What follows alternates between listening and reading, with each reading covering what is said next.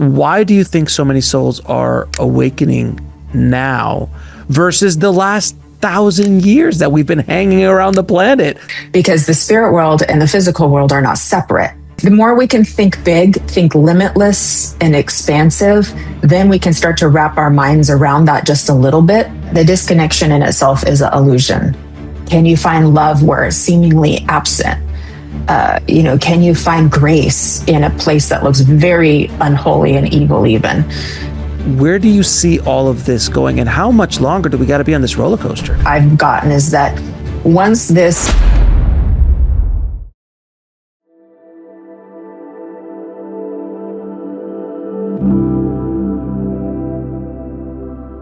I'd like to welcome to the show Jennifer Rose. How you doing, Jennifer? Hi, Alex. I'm doing really well. Thank you so much for having me. Thank you so much for coming on the show. I am intrigued with your story. I mean, I love all the intuitives that come on the show because they all have different journeys, some similarities, but all different journeys to get to where they are as a professional, doing this out in the open and not in the corner of an occult bookstore somewhere. You know what I mean? So, so let me ask you, can you take me back to the first moment that you knew Spirit was speaking to you?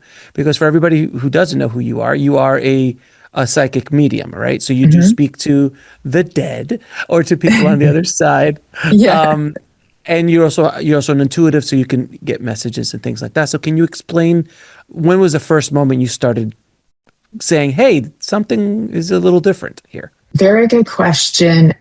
Even when I was a little girl, I did know I was intuitive. And in that time period, no one really believed me, so I just kind of kept it quiet. But I had an awareness that I sort of knew things, and so I just kind of kept that quiet. And I wasn't one of the children seeing a lot of spirits, but I did have spiritual experiences that I can look back on now and go, oh, wow, that was spirit. I just, as a child, you don't know what that is. You just feel something. You feel this, amazing love and light come over you, and like, oh, that was spirit visiting me. And so I had a few of these things along the way happen, and I was always interested in anything metaphysical from the time I was little. So if there was anything on TV, I was drawn to it, like a moth to a flame. And as a teen, I was over at the metaphysical bookstores, looking at the crystals, looking at the books, having little readings with the psychics who were working there and things like that too. And so I just kind of kept that part of me, not completely quiet, but I kept it. I didn't completely deny it. And it just wasn't until later in life that finally the calling came. It's almost like the light switch came on and said, it's time. And I'm like, okay, scary, but okay, let's go. So I wanted to ask you, just from your own personal perspective, when you were getting those readings in the back, because I mean, I've had readings in the back of a metaphysical bookstore, and I'm curious, how accurate were they? No, or could you go back and go, oh, she was really good, or was it like, oh God, this is just a gypsy? You know what I mean? So what was your experience in that? They were all good that I can remember. If I go back and look, I would say most of them were very good. Yeah. Really? And they did validate me, and my abilities too, and helped me with other life stuff that was happening at the time. And so I can look back and say they actually were good. That's a good, because I mean, as a young man, I mean, psychics and mediums and all that stuff were embedded in my culture and the Cuban culture. Yeah. So I was always searching out psychics, but I was always searching out psychics because I was afraid of what was going to come next. Yeah.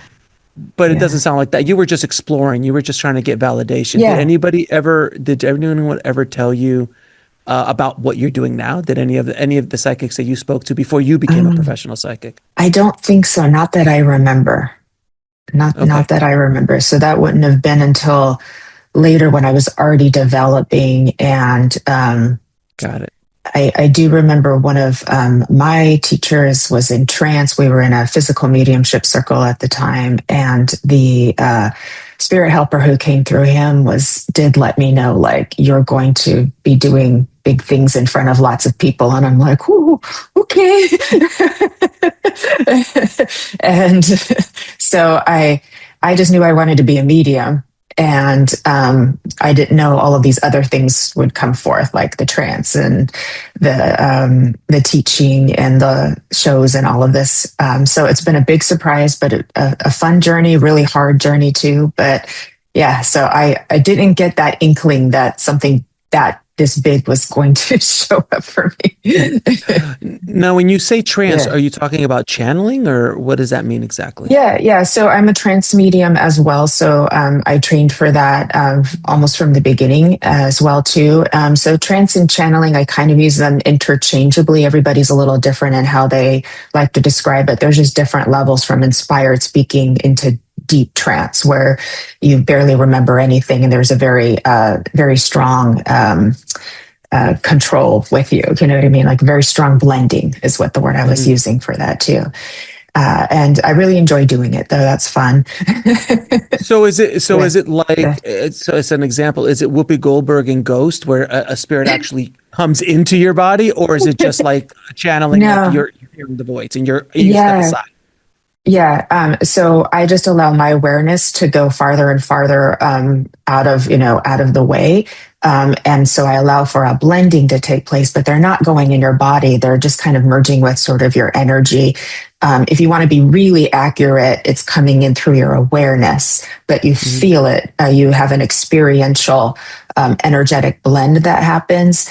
And the energy will get pretty kind of dense, like this big heavy blanket that comes over you. So if you're going into a deeper level trance, and then you just practice letting your own self fall away. So you have to have a lot of trust in spirit world to be able to do that. Many people, they use the word channeling when they're talking about connecting with, say, angels or interdimensional beings, things like that. That would be more common with that word, but you're channeling. So it's really the same thing. It's just some people section it off in trance speaking means guides and loved ones, and channeling means interdimensional beings and things like that. Ascended masters. Ascended masters. Yeah. And so the real difference is how deep you get. So you can be, from just inspired speaking and automatic writing. And then you can go deeper and deeper and deeper to where you barely remember anything that's happened. So when you're a trance medium, are you basically channeling a loved one? So Uncle Bob, I always use Uncle Bob. I don't have an Uncle Bob, but Uncle Bob is my default spirit. If you and I are having a session and Uncle Bob shows up, does Uncle Bob kind of go through you and then speaks to me directly? I'm just curious of how it works. Yeah. So when you're in trance and a loved one is connecting us, they would be speaking to you as if it were them. It wouldn't be me being kind of the translator. Like with mental mediumship, I'm like, your Uncle Bob is telling me this. He's showing me this. So that's different. But they would actually be speaking directly to you as them.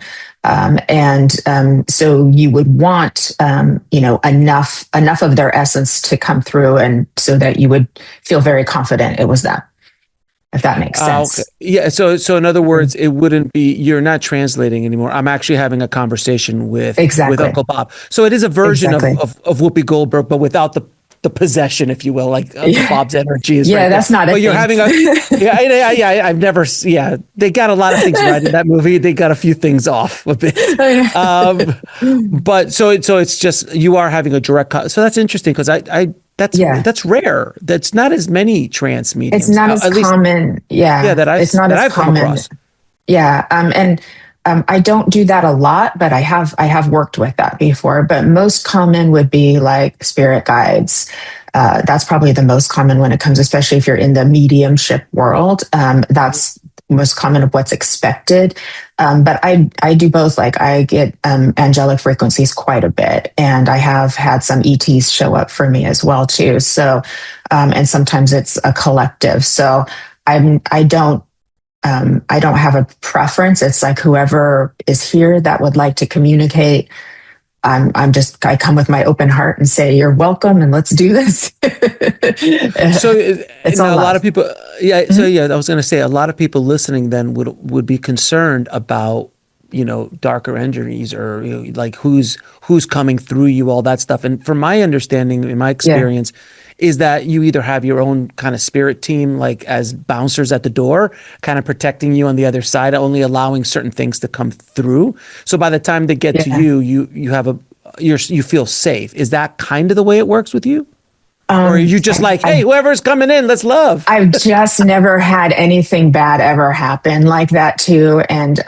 But I came in, with, good teachers that taught me about the spirit world, and that helped me. So I didn't come in there with a lot of like fear and pre-existing belief systems. And so that can change your experience, whatever your belief systems are too. So it's just never been an issue for me too. So yeah. And everything that comes through is just love. So sometimes people will say, who do you channel?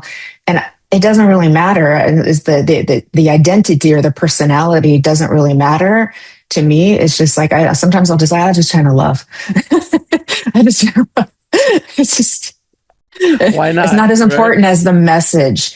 It's not as important as the experience that you're having, the feeling and the atmosphere. Do you feel the opening of your heart? Do you feel the love of the spirit world kind of embracing you? Do you feel your own soul starting to recognize the words and saying, yeah, that feels right? That's the cult. That's awesome. That's awesome. Yeah. Now, when you started to do this professionally, what did your family think? What did your friends think? Was it always like, oh, it's Jennifer, she's the weirdo. That makes sense. How does it work? How did it work? Yeah. I would say some of them weren't too surprised and to try to be as supportive as they could be. That doesn't mean they believed the same things that I believed. So now, like with family, there's different levels of belief systems there, and we just respect each other. It doesn't bother me. Like, I have no desire to change any of my family members to think a different way. Like, that's their journey. And so we just respect each other as we are. And that works very well. My friends have completely changed. I wouldn't say that my old friends rejected me. It was just my life changed and went in a new direction. And, they gradually just kind of fade away over time.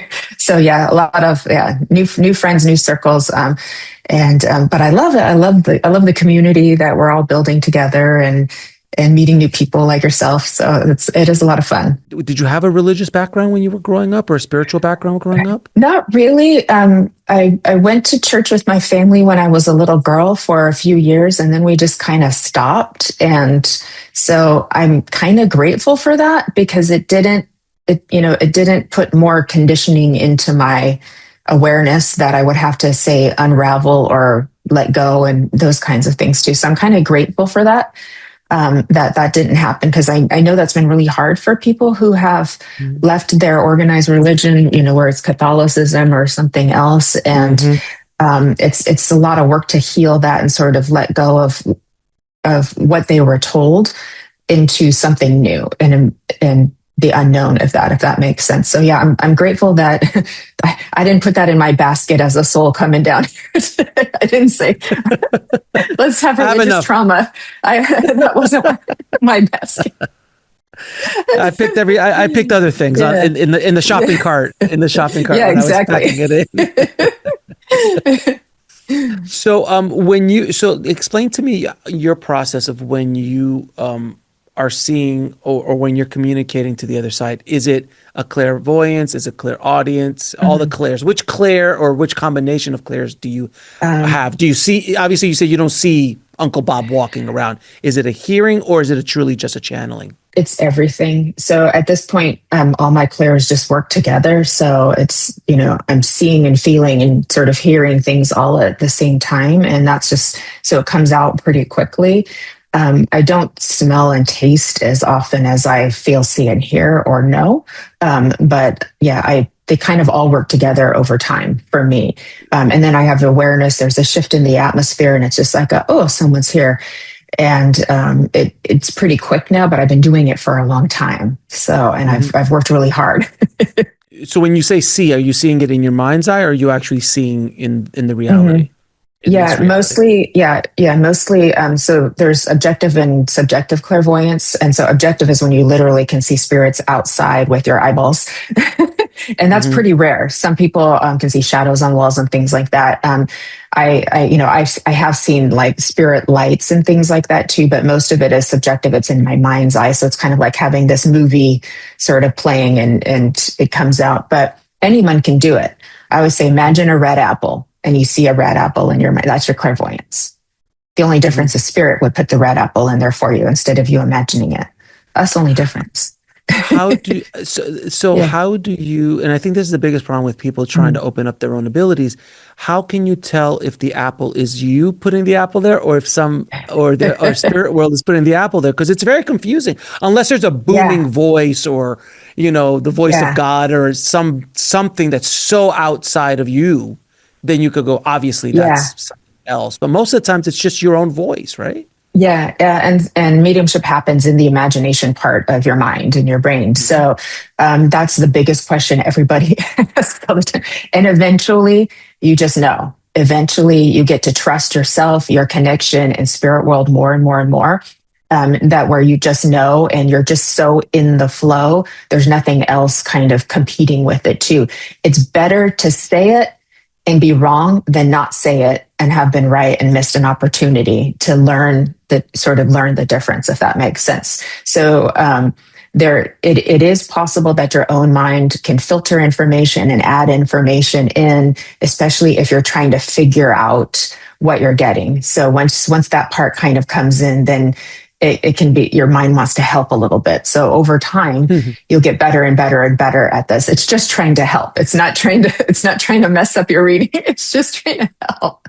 Um, it helps also if you can learn to feel the energy, learn to feel the power of the spirit world. And so then you feel the shift in the atmosphere. You feel they usually can make you feel a bit emotional as they come close because it's a very loving frequency that they come in with. And so that helps too. And, maybe you get some tingles or something like that too. So that can help give you some reassurance that it's happening, but it's practice. You just got to keep practicing with people, get their yeses, get their nos, their I don't knows, and keep going. And eventually that muscle gets stronger and stronger and stronger, just like your body's muscles get stronger with practice too. So I hope that Yeah, helps. it does. It Yeah. does. Yeah. With you, and I know with your channeling or Mhm. trance mediumship, did you have to kind of build up your nervous system to handle those energies coming in? Because from what I understand, if you're just a fresh trans medium, and then a very powerful energy comes through, let's say an ascended master Jesus walks in and Yeah. wants to channel through you, it's a heavy, not heavy, but it's a very powerful energy, and your nervous system Yeah. physically might not be able to handle it. So you have to kind of build up a tolerance. Is that the way it works with you? A little bit. I can say that that I'm more accustomed to it now that I've gotten used to it. Sure. So I could say that's true. Grounding is really important. We all talk Hmm. about that. That's really important. But I do know that when power gets intense, we can go into fear and create stories about it too. And so that's when your nervous system actually gets to be feeling maybe a little unsafe or uncertain too.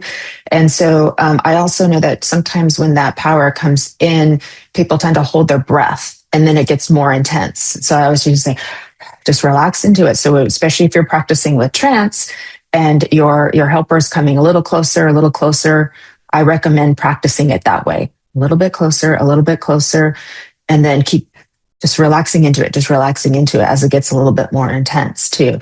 They're not there to harm you, and they're very aware of what's happening Hmm. too. So they know you're safe. It's more of like what our minds are doing to interpret the energy versus what's actually happening. So that's my Right. lens.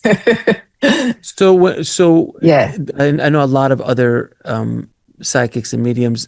A lot of times they get woken up in the middle of the night because Uncle Bob wants, like, you're going to talk to me, and Uncle Bob wants to talk to me. So the night before, they're like, "Hey, I'm here," and you're like, "Dude, I'm trying to sleep. It's 3 o'clock in the morning."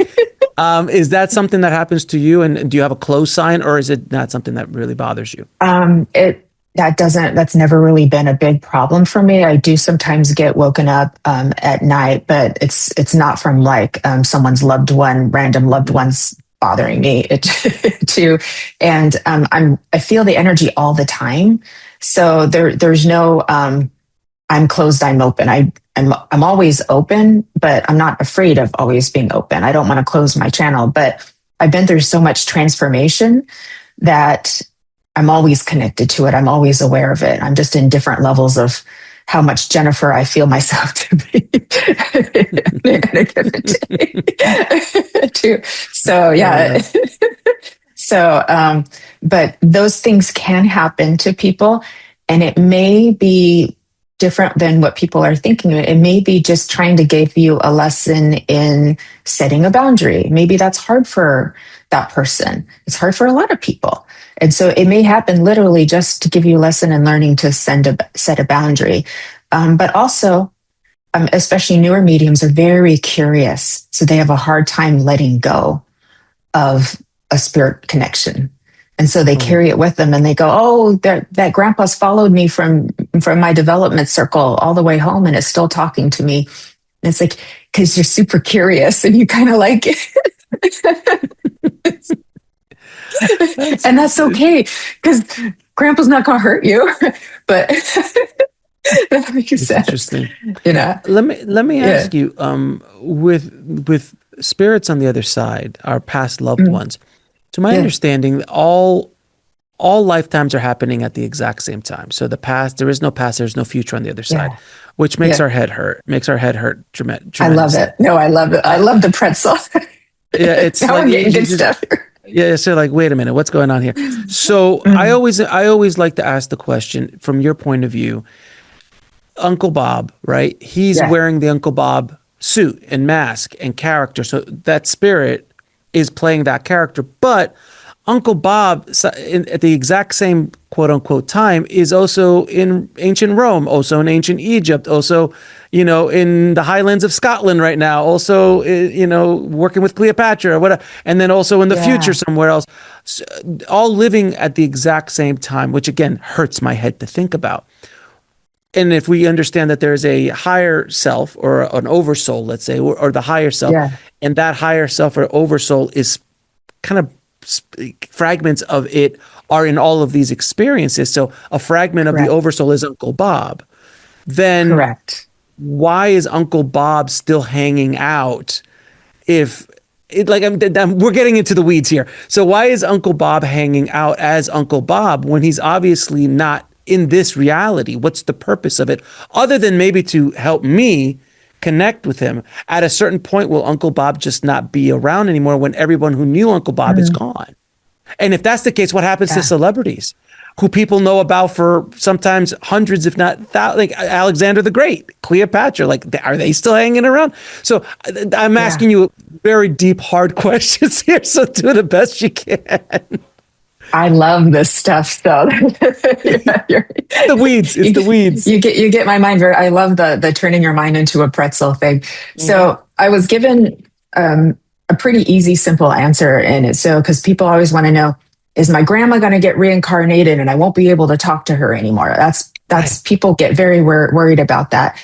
And so the way it was shown to me is if you think of a chain with a bunch of links on it, right? You're one of those links, and all of the other links are the other lifetimes. Okay.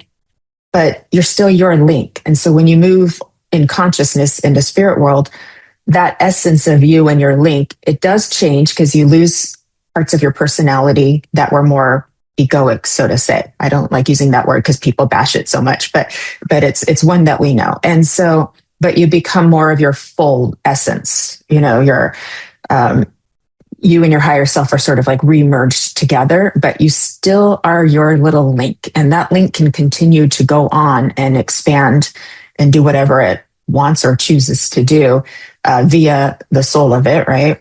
And now you're also linked to other people and their lifetimes. And so now you have this big web of links, of interconnected links. But energy is not limited, it's limitless. And we're beyond energy, we're consciousness, we're love, we're light. And even beyond that, you can't put it into words. It's the can't find a word for what that is, but it's continually limitless. So there's no running out of energy for souls or to make new lifetimes. It just keeps happening. if that makes sense. So we could always find Uncle Bob, and Uncle Bob will come in. Now, we can get ancestors. They come in sometimes. They're less evidential. Most people can't validate information about them because they don't know them unless they've done genealogy and had stories told to them from their great grandmother and things like that too.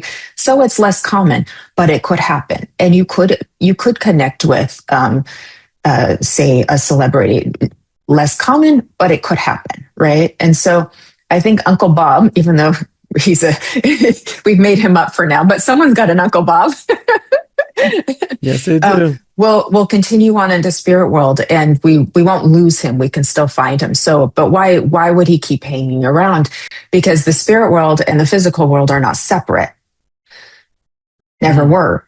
Yeah, they're integrated together and constantly communicating with it. So, but we look at it and we think of it like it is separate, but yet it's right here all at the same time happening at once. So I know that gets that gets a little mind-bending. But if the more we can think big, think limitless and expansive, then we can start to wrap our minds around that just a little bit and kind of get there. Is that helpful? Yeah, it's really nice. I love the idea of the links. Yeah.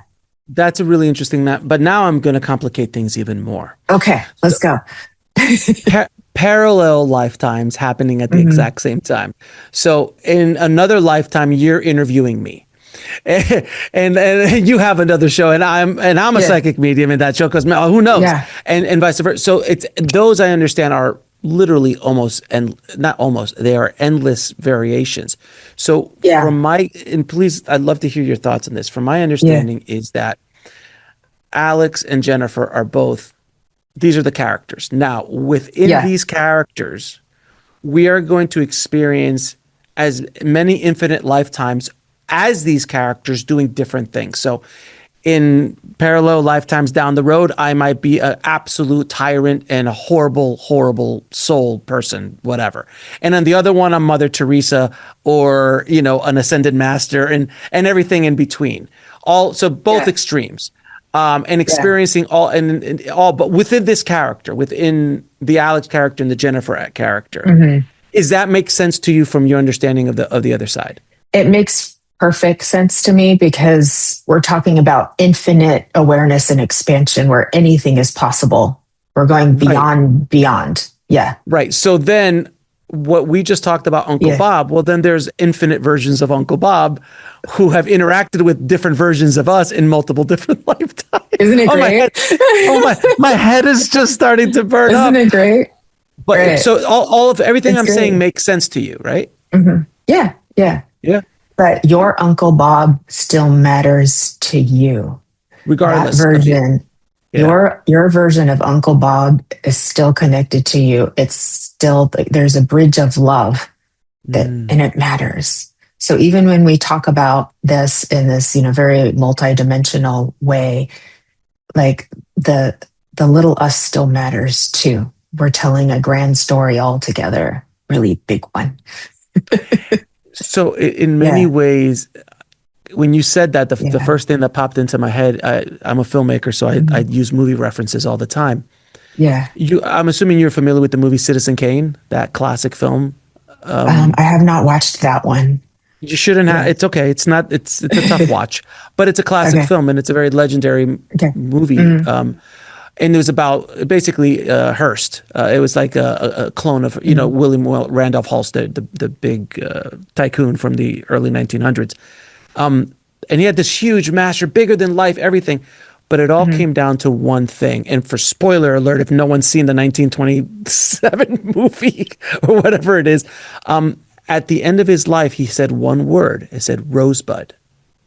And the entire movie, we're trying to figure out what Rosebud is. And they're investigating it, and people are trying to find out, what the hell does that mean? He was such a big, grandiose, bigger-than-life character. But he said Rosebud. And at the end of the day, it was about his sled. His sled was called Rosebud that his parents gave him. So I'm illustrating what you just said, that all this huge thing, but for you, it's Uncle Bob. For him, it was Rosebud. So something really small is what we cared about as a soul, and that's what we stay connected to. Regardless, at the end of our life, It's rosebud in many And ways, it right? matters. It's beautiful. Yeah, Isn't that beautiful? it is. It is. It's so beautiful. It's so magical. And yeah, so even if Hey guys, I really hope you're enjoying this conversation. And the one thing I've noticed recently is that most of you are not subscribed to our YouTube channel. It's free and it really helps us out a lot. So if you haven't subscribed, please subscribe, like, and share this content so we can continue to help elevate the consciousness of the planet. Thank you so much. And let's get back to the conversation. there's other versions of us, like this version's is still here. It still has presence. It still matters. It matters to us. It's love. That's what I always tell people in regards to all of this work. Intuition, trance mediumship, channeling, all of it. I go, look, what are they saying? What is the message? Exactly. I don't care how they do it. They can sing and dance, have a clown nose on, and have, shoes that squeak. Yeah. What is the message that is coming through? And is it hitting you? Is it helpful? How does it make you feel? Yeah. That's is it positive, uplifting? Does it open your heart? Do you feel the expansive shift in the atmosphere? Right. That's how you know. So Jennifer, let me ask you this. Why do you do this work? Why do you do this work? What is the driving force behind doing? Because it's not easy work. And even in today's world, which is a lot more acceptable to have these kind of conversations in public and not in the back of an occult book, not in the back of an occult bookstore. It's still difficult work to do, and you still have a lot of barriers and things like that, generally speaking, that psychics and mediums go through. Why do you do the work? That's a great question. Well, I do love it. I love all aspects of it. And it's not what I do, though. It literally is intertwined with who I am and what I am. Like it's the I and the me at the same time. And so it's like I'm riding a wave, and I know I'm riding it, and it's okay, and I like it. And when I connect in a mediumistic way, especially, I feel so beautiful because the love is so pure. The angelic realms as well too. It's hard to explain, and it's very fulfilling to know you've helped people and that you've changed them in some way, in a positive way. To see the look in their eyes when the healing is take place, or they brighten up because they've gotten to make that connection, or you've given them the proof that they needed to know their person was okay, and not just okay, but that this is real. Like the afterlife is real, and what that does for them and triggers it ignites something in them as well too, which is really cool. A lot of people get readings and then, fast forward, they decide they want to start development because they want to build their own connection. And it just, goes on and on and on. So it is very hard work. I work very hard. I've been through lots of transformation, which is very difficult, very painful to go through. There's definitely been hard days. There's always times where mediums want to quit and give up. But that's usually when you're about to level up when that happens too. But usually once you've kind of opened that door and walked in, you don't get to go back. It just doesn't work that way. You don't have that kind of free will. So it just, it's like you're working for the divine now, kind of put it that way. It's a tough boss. So it's a tough boss to quit from. Exactly. Exactly. Too. So I'm fortunate that, being in California, it's pretty open-minded here. And so if I tell a random person what I do, I don't get a lot of negativity from people. And I'm intuitive, so I can kind of know, okay, not okay, so that helps me. You feel it out. You feel it out. Exactly. Yeah, exactly. What has spirit taught you about love that you didn't know before? What a funny question.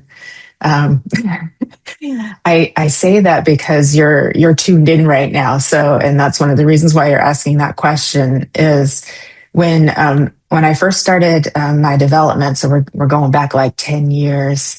I remember I was walking my dogs and I had just gotten around the corner, and I had this, thought come into me, this questioning come into me. And I was like, spirit world, show me more about love. Like, I know this and this about love. I knew I was a loving person and I love my family, my friends and so forth. But I'm like, and I got this image of a diamond and all the multifaceted aspects of love are like a diamond, and just so many kinds to learn about.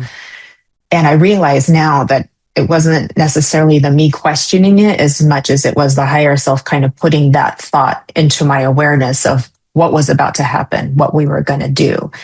And so I talk about love all the time, and my friends call me the queen of love. So they just know me that way, you know? And so it's kind of become my reputation, I guess. And so the answer would just be so much more, and it's endless too.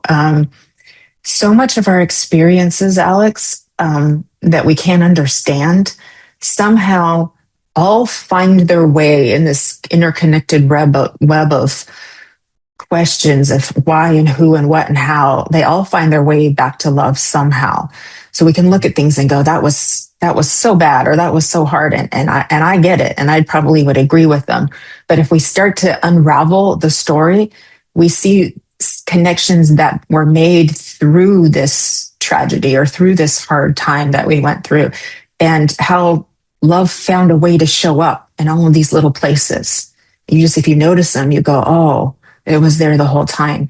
And how did it change you? Do you know more love now? Do you feel more love now? Do you appreciate more? Do you have more gratitude?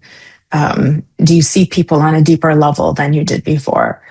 So there's so much more to it. It's hard to put into words, but that's kind of been part of my, I guess, that was part of my story that was meant to be told. You know, so my astrology chart is all about love too. So you're the queen of love. I mean, you're the queen of love. Yes, I'm the queen of love. And but I'm also aware there's so much more. And that scares me a little bit. The little me gets a little scared because I'm like, I had enough lessons. Girl. You know? I know that feeling. And I'm like, listen, can you just give me a minute before you throw me back in? Just give me a minute.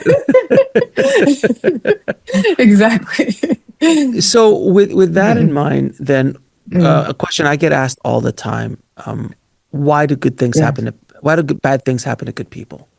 It's a big question that so many, and I'm sure that is something in your line of work that people ask. Like, I'm a good person, I'm this and that. Why did this happen? Why did this person die? Why did all of these kind of things? What answer do you have for them? I know this question very well, and I've had many, especially in the earlier days, arguments with spirit world. Like, why did you do that? Why did you do that? Why did you do that? And I would even be like, okay, so somebody passes away in a remote area and no one ever finds them or knows what happened to them. Right, like, how do you explain that? Right. And the answer I get is, well, you're thinking about them right now. You're caring about them right now. You're questioning about them right now. Well, look what, you're loving them right now by even asking the question. Okay. Yada, yada, yada. Fine. But they were right, they were right too. I don't have all the answers. There are things that I see happening that are very, very troublesome to me. And that's not wrong. Because in the feeling of the troublesome, that's really violent what's happening over there. That's really concerning what's happening. In that is a desire to improve it, to make it better in some way. So even in the questioning, even in the disagreeing, it shows that your heart is saying, can't we do better? And so that's why I say we can accept that there is a mystery. We live in a realm of duality. We don't have all the answers. We can accept that we learn a lot from our experiences, even the ones that cause suffering. And suffering has a place. It does teach us things. Why Source, Creator, God designed it this way, I don't know that. But through the pressure, through the suffering, you come out different. You come out forever changed and transformed, and usually have greater awareness as well. And so there can be gifts in the suffering. And sometimes the lesson in it is, can you find the gift in it? Can you find love where it's seemingly absent? can you find grace in a place that looks very unholy and evil even? That takes a lot of pulling out of you your own soul and tuning into the power that exists of the divine too. And you can say, we can do better.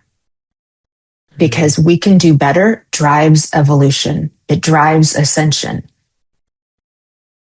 It's saying the frequency of oneness. I can touch it, I can taste it, I can feel it, I can sense it. And we can move closer to that. We can do better. So it's okay to want to change it. It's okay to want improvement. It's okay to have an opinion about it. I'm noticing that when you're speaking, a lot of times you're looking up and to the left or up and to the right. Yeah. Are you connecting with spirit as you're doing that, and they're kind of telling you what to say in many ways, or suggesting? So it's not that they're suggesting; it just flows through me. So when I do that a lot, that's letting you know that I'm being inspired. I'm channeling, yeah, you're channeling. But it just happens. Like, I'm not like, oh, I'm going to start channeling for Alex. It just happens. So when you go into a channeling state, you're constantly like turned on. Like I know a lot of channels like that. They're just like, hold on, yeah, okay, oh yeah, and they just like their spirit guides or whoever they're channeling just starts. You ask a question and they wait for a second. This is what, and they look up to the left, they look up to the right. It's really interesting. I've seen that happen before. But they tell me they're always connected, as opposed to other channels I know who are like, hold on, I have to get into, and then someone comes through. So you're the one that's always connected. So I wasn't asking for it. It just happens for me. That's how it is for me. Now, when I'm working mediumistically, I may say, wait a minute, let me lock in. Let me see what I can get for you to see if they'll answer that question. And if I'm working in a deeper trance, then I'm really just going out. My eyes are going to be closed, and I'm trying to move my awareness way out, way into the back, so that another awareness can come in and kind of merge with my essence too. But it's all good. It's just different ways of doing the same thing. I just don't put like one's better than the other. It's all different ways of working. Yeah. Which is the one you prefer? I don't really have a preference. So, but I'm very used to working this way. So I love talking about these things. But I am aware that like what's coming through me, that I am connected at the same time. And so before we even got on this, I was just sitting for a few minutes, and I was like, there's a lot of spirit in the room. So I knew like, okay, it's going to be fine. I'm not alone. So why do you think there was a lot of spirit in the room? Is that spirits that because you were speaking to me, or is because of this show, or because of they're just there for you? I'm just curious. Yeah. Well, I wanted to just take a few minutes just to kind of get into a stillness a little bit, because you're getting ready, you're doing this, taking care of your dogs, all this kind of stuff, right? And I just wanted to get a few minutes, and so in that few minutes of stillness, then you don't have any distractions, right? So then I'm very aware, like, oh, there's the energy in my space right now is palpably full. I'll say it's very full. Now, there's always energy in this space, but it's extra full, right? so which makes me happy. Good. So did Uncle Bob show up last night and say, "Hey, I got a message for Alex"? No, there was no Uncle Bob. Sorry. There is no Uncle Bob. So there was no Uncle Bob. Somebody's got an Uncle Bob somewhere. There's probably many of them. There's a few Uncle Bobs in the world, I'm sure. Yeah. I'm sure. Yeah. Now, in the time that you've been doing this work, we kind of joked a little bit about like, it's a lot more acceptable now to have these conversations. I'm sure when you started, it wasn't as easy. Again, if you were in California that whole time, you probably were in a good place. But even here in Austin, Austin's also where all the weirdos hang out. So, and artists and stuff. So everyone's a little bit more accepting here than the rest of the state. But I've realized just in the short time I've been doing this work, about 5 years now, how much people are awakening and a lot of the concepts and topics that we're Hmm. talking about are becoming mainstream, where the term channeling is now in the lexicon. Yeah. People are like always using the word channeling, intuitive. People are fascinated with mediums and Yeah. ghost hunters and all that kind of stuff that Yeah. happens. But all that it started basically in the late 80s, I would say, and then the 90s, where a lot of this stuff, the Sylvia Browns, the John Edwards, Yeah. those people kind of popularized, and James Van Prague and these kind of people Right. popularized it. Hmm. Why do you think so many souls are awakening now versus the last 1,000 years that we've been hanging around the planet? In the Middle Ages, nobody was going, love. They generally were not doing that back then. Yeah. So it's very interesting because there was this explosion in mediumship in the mid 1800s, Yes. for about 100 years, and that was because of World War I and World War II. And it started out to be more physical mediumship, so people were going to seances and playing with spirit Sure. boards and things like that. Before movies Yeah. came around and made it all scary and all of that, it's just not. It's just not scary. It's just um, Mm-hmm. but then when the war happened, then there was a shift into mental mediumship. And then that became the main focus because the need was to communicate loved ones. And so those mediums were working 24/7. I don't know how they did it, under a lot of scrutiny, especially over in Europe too. There was one medium that was even put in jail under the Witchcraft Act, which I think has Sure. been changed now, right? That actually happened. And then there was this quieting period, 50s, 60s, 70s, and then the New Age movement kind of came up. And so then this sort of explosion of mediums that's happened in the last 10 to 20 years, it's pretty fascinating too, but it definitely is pointing to this acceleration, this sort of bigger awakening that's happening, people coming more online. It's a good thing. Mm-hmm. And we see there is a lot of conflict right now too. So I do believe especially if you look at things astrologically, it kind of matches up to where we are. The age of Aquarius. Now we've got this Uranus and Gemini for 7 years. I'm not an astrologer, but I have astrologer friends, and so things are just getting very fast, very electric, very full speed ahead, very in tune and online. And so with this sort of ascension process that we're having, there is a need for a lot of souls to be able to amplify the energy. So if the goal is now to lift us out of this density, at least not as dense as we were, into a higher frequency where we're not seeing quite as much of the destruction and the darkness, so to speak, that we are now, then there is a need for people to be able to hold the power, amplify the light, as I've been understanding it too.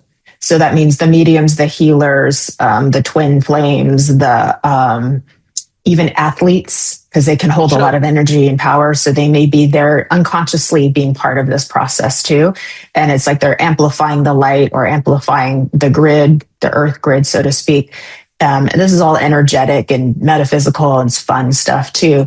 But that's helping the process as well too. But it's fun. It's fascinating. It's beautiful. I really want to see positive change. I really want to see it. My heart hurts to see things that are happening in the world, and I understand that there are reasons beyond our comprehension. But I really want to see it in my lifetime. I want to see great expansion, and yeah.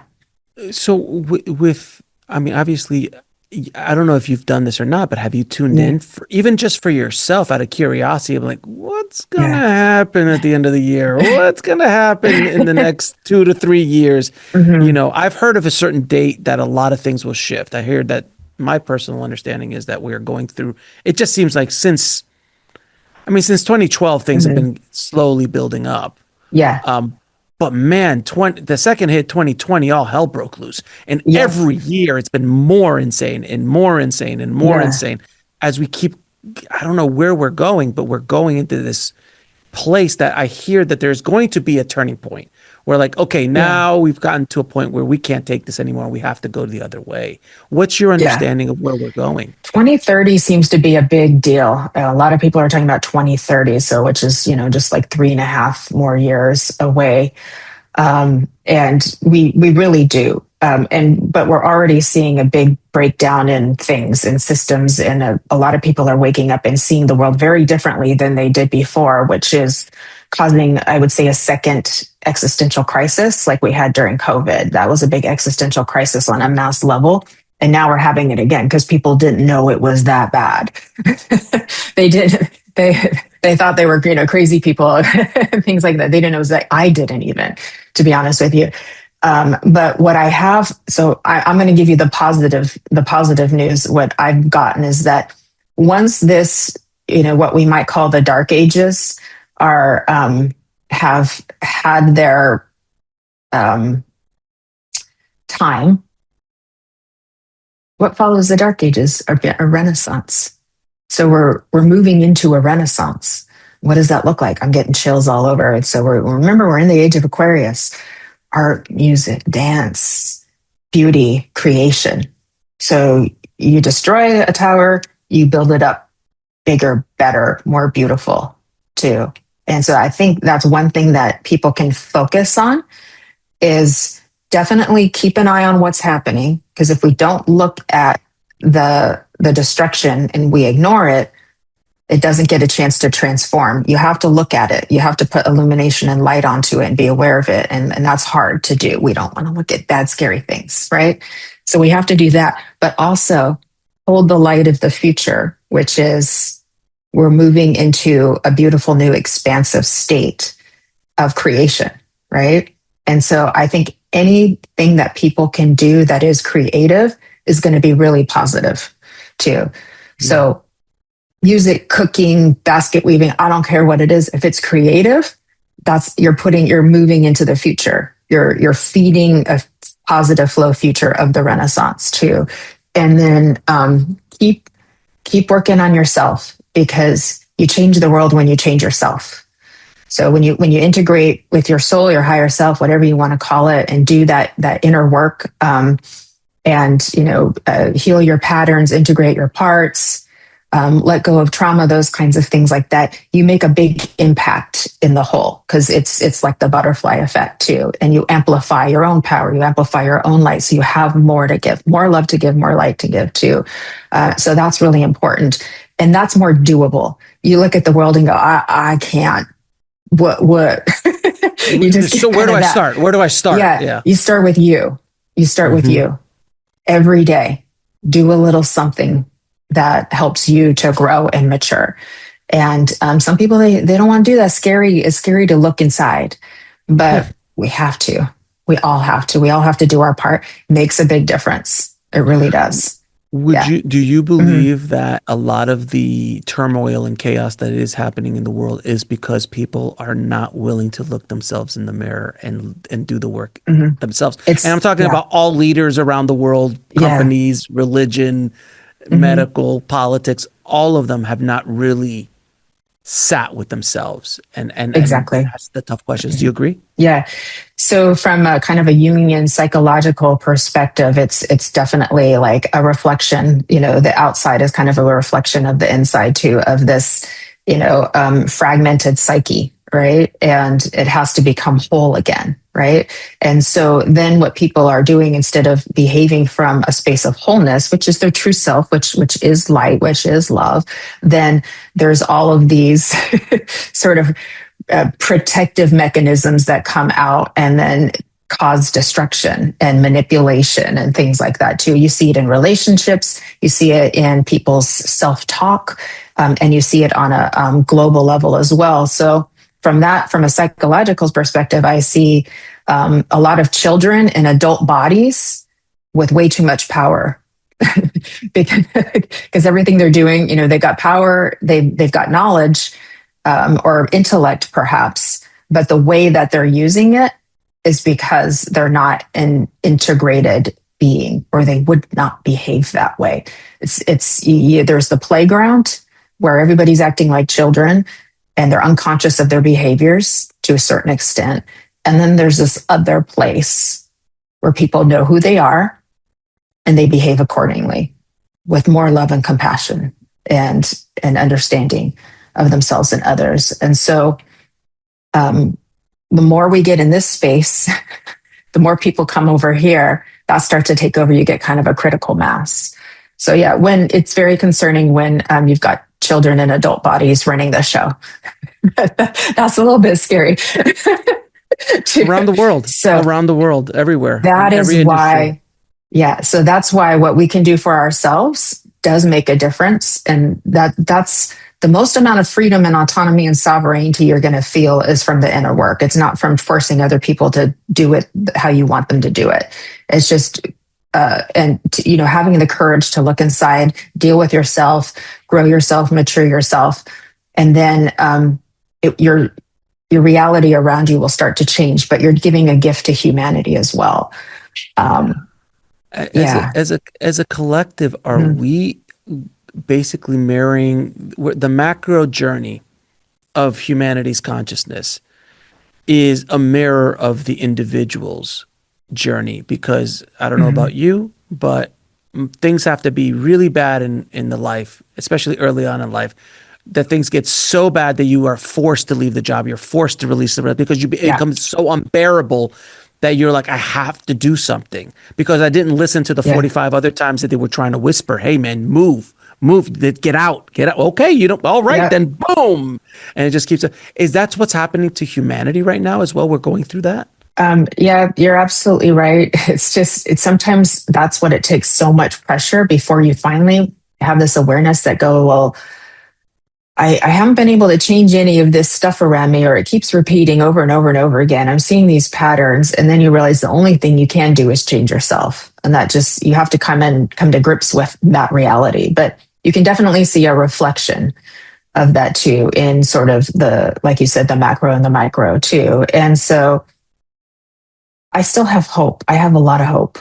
Absolutely. I really do. I think we can do something really good as a collective. You know what I've been seeing too, and I'm noticing this shift in awareness in multiple industries, but one that I'm very passionate about is food, especially here in the West.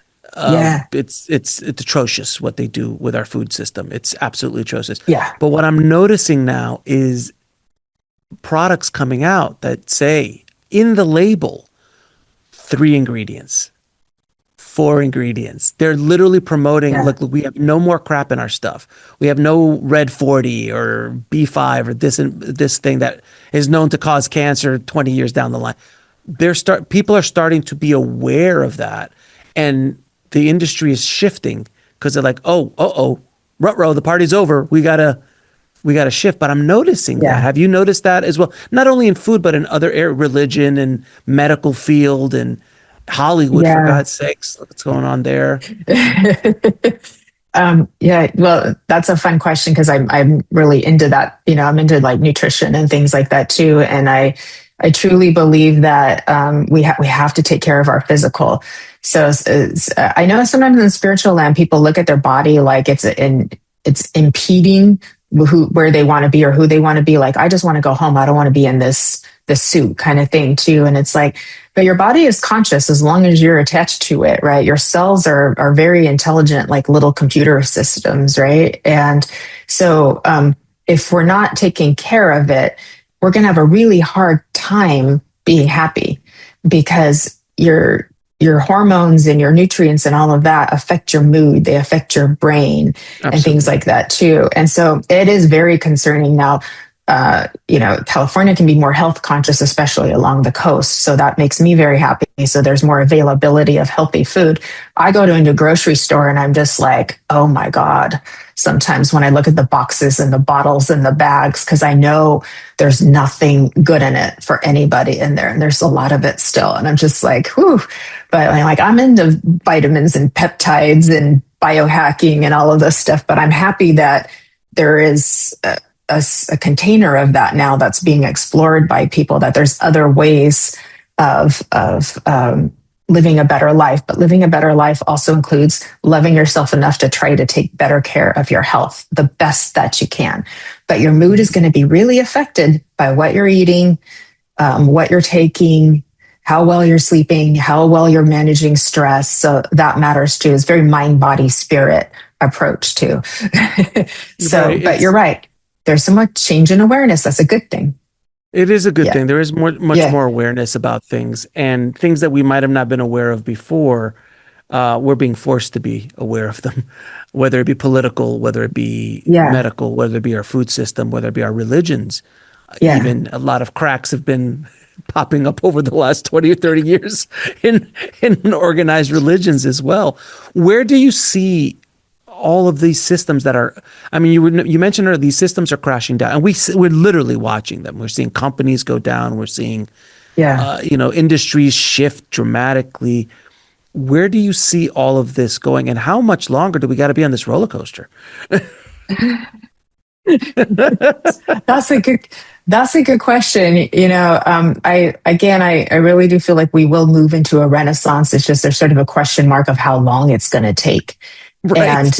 And that might be up to us too. But right now, like, things are moving pretty quickly. I don't know if people can handle much faster energy than we're already experiencing.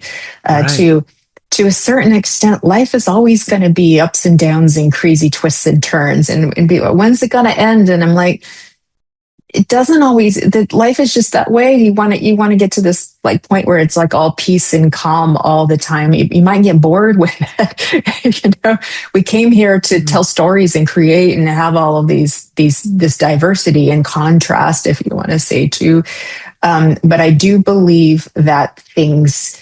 You can actually have more freedom to manifest in your life if you've done a lot of inner work, and that's where the magic will really start to happen. So it's about living.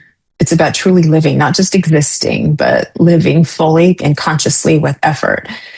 Trying to make this time that you have here the best it can be.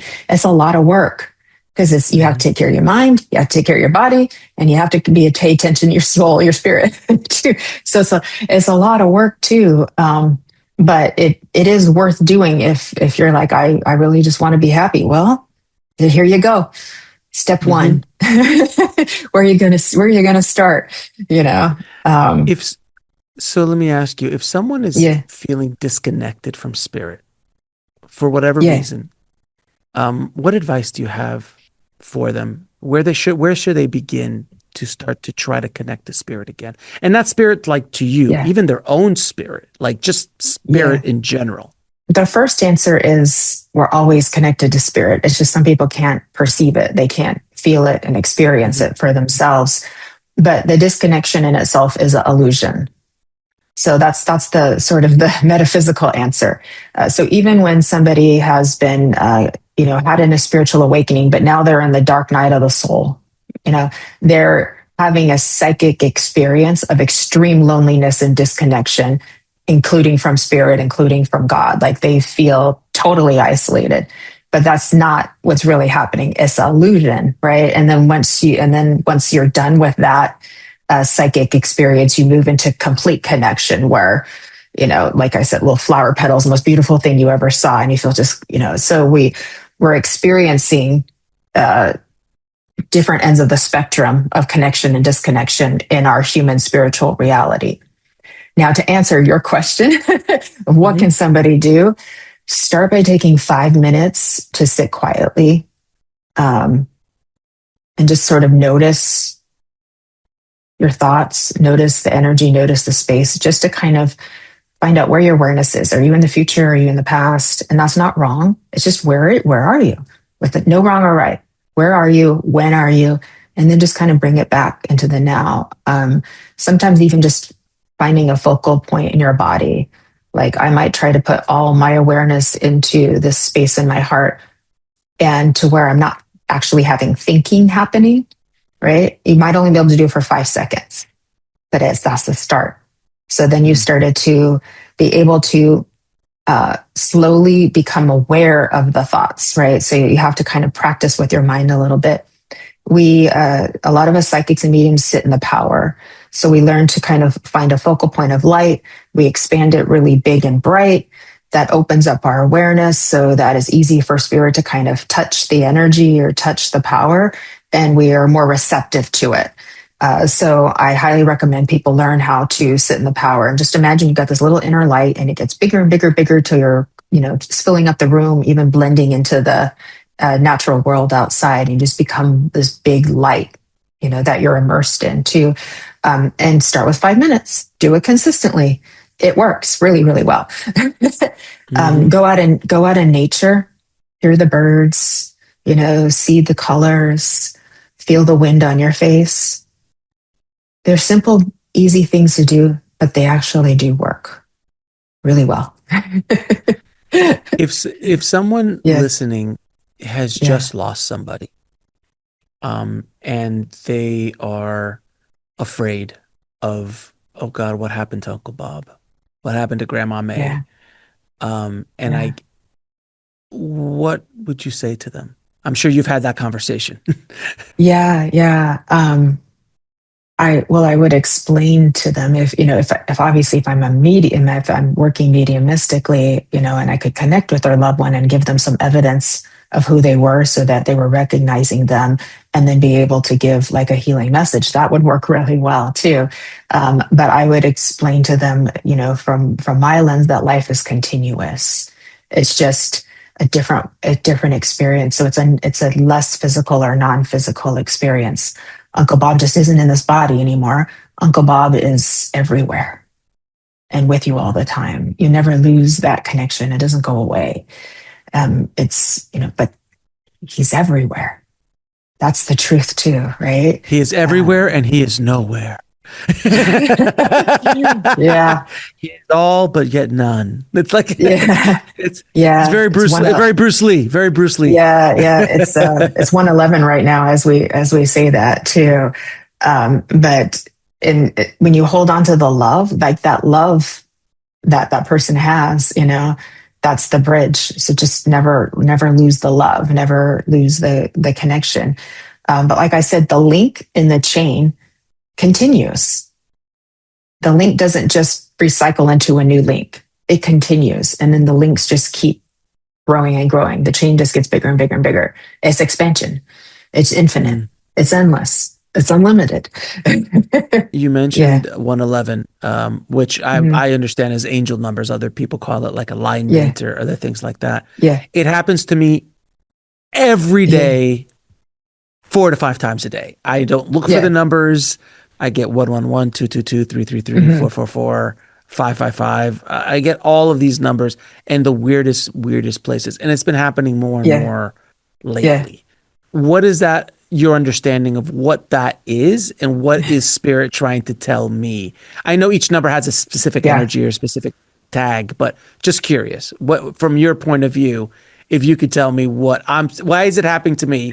And then obviously that will help other people understand why it happens. Yeah, exactly too. And I think, the numbers were more focused on like how a numerologist would describe them. That's how it's mostly been. And then it kind of, the angel numbers came around sort of later in the story too, but it does make it fun too. So I think there were some practitioners that kind of maybe changed it to angel numbers, but it doesn't really matter. All that matters is that you're noticing the synchronicity. My awareness said, look at the clock. I looked at it. 111, while we were talking about that. So while we were having that conversation, that gives us some validation of what we're speaking of, that the number showed up. I agree with you. Less important than what it means is that it happened, right? And so that means you're aware of synchronicity. You're aware that there's more than the physical realm, and you're now part of it. And you're being reminded of it consistently.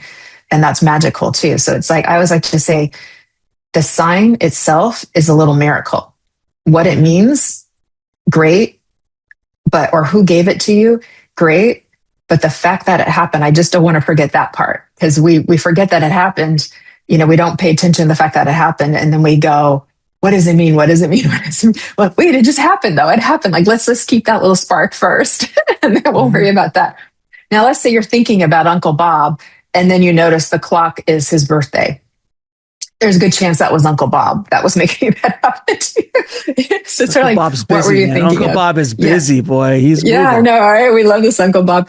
Now let's say you're in you're having a hard day or something like that, and then you notice a license plate that says, love or something like that, or you notice the numbers. It's kind of like we're here, you're okay.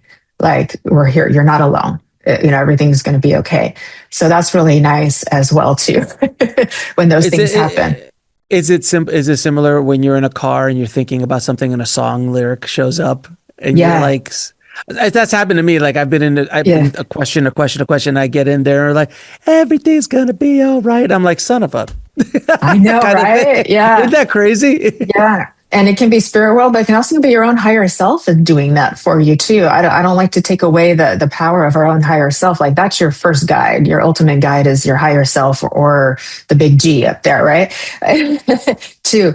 But here's what's fun is, now let's say you're on the car and you see that license, you're in your car and you see that license plate right at that time.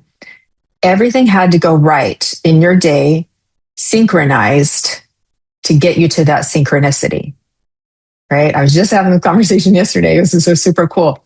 So that means you couldn't find your keys, or you forgot something and had to go back in. You stubbed your toe. You're like, or whatever happened, right?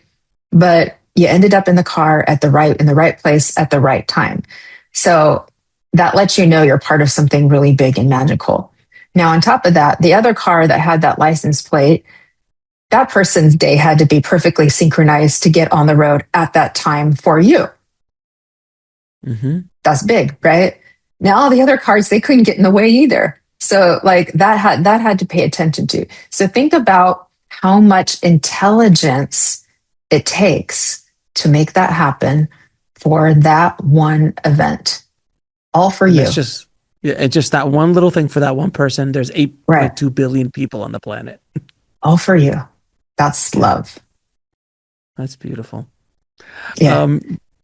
So Jennifer, where can people find out Yeah. more about you and the amazing work you're doing? My website is mediumjenniferrose.com, and I'm over on Facebook and Instagram and YouTube as well.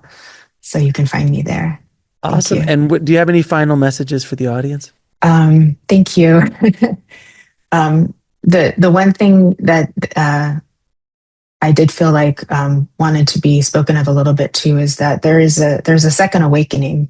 So for people who've already been on this road for a while too, it's so wonderful to get connected to these other realms and the other and different forms of spirit and things like that, and to the point where we want to stay there all the time, and because human life just seems so boring and meaningless or something too, or maybe even hard, but that can be a form of escape too, or avoidance too. But there is a second awakening that happens where finally you make peace with that.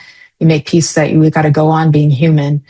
But you decide to make it the best that you can for yourself and for each other. So the second awakening is like really embracing humanity and wanting to make a difference in it. Even though the spirit world is so fun place to play around in, it's quite a spiritual playground too. But then really putting your presence and your energy and your focus here too. Having a balance, because it matters. We all matter. Our human parts matter too. And at the end of the day, if every human being felt like they mattered and felt safe, the world would be completely different than it is right now. So sometimes you got to start there too. And in these kind of busy, crazy times, the other thing that's been coming through is just keep going. Just keep going. Things are going to happen. You're going to lose something. You're going to stub your toe. Something's going to happen. It's going to go wrong. A lot of things are also going to go right. You just keep going. Try not to get too bogged down by it. Just keep going. It all comes around in the end. Everything finds a way of working itself out, and just keep moving forward. Jennifer, it has been an absolute pleasure talking to you. You're so sweet. I love your energy. Thank you. Thank you for helping awaken the planet, my dear. Appreciate you. Doing my part. Thank you, Alex. Really appreciate this time with you. We are living in unprecedented times. We're seeing changes on levels that have never really been seen before. We have been conditioned out of who we really are. Are we really free? What questions you ask, your life becomes an answer to it. The physical world is not the highest reality. But the soul never dies. The soul is eternal. You can heal and never forget it. Like it or not, you've been chosen. Who chose me? Everyone gets a second chance. But when Spirit has a message to come through, I give it with love.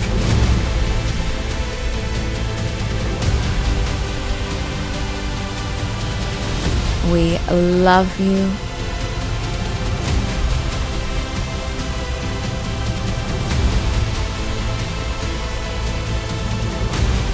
That would be amazing! We need to shift into a new mindset. Come to rediscover yourself as you really are, infinite. A completely integrated life, the physical body, the mind, the emotions, and of course the spirit.